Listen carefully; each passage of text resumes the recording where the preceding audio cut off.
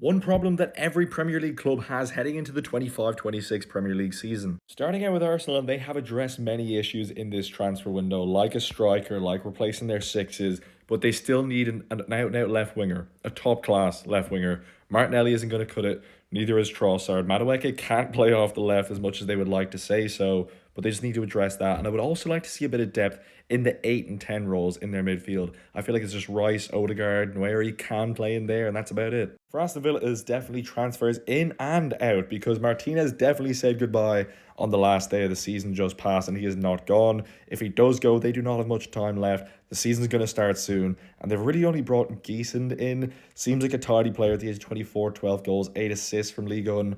Will he be worth it? We don't know, but they definitely could do with a bit more legs in around the squad. Bournemouth, it is just completely ripping away their entire back line. Kirkez, Hoyson, and Zabarni now gone. Senesi will come back in.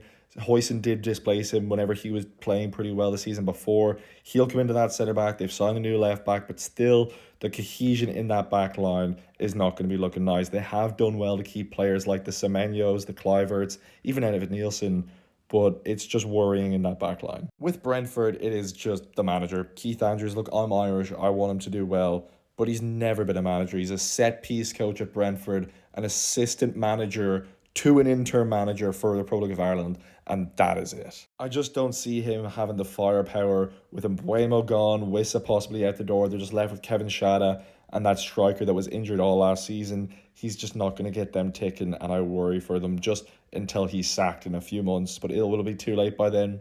Will they get relegated maybe? And last for this part, we have Brighton. And my worry is kind of like Chelsea of a year or two ago, where they just don't know their starting 11. They might tinker with a few things, especially with a young manager doesn't have the nous and experience as others. He really needs to find out a starting 11 relatively quick into the season, because I do have high hopes for Brighton. And I think they could push for European spots if they get that sorted. And that's one thing I'm worried about.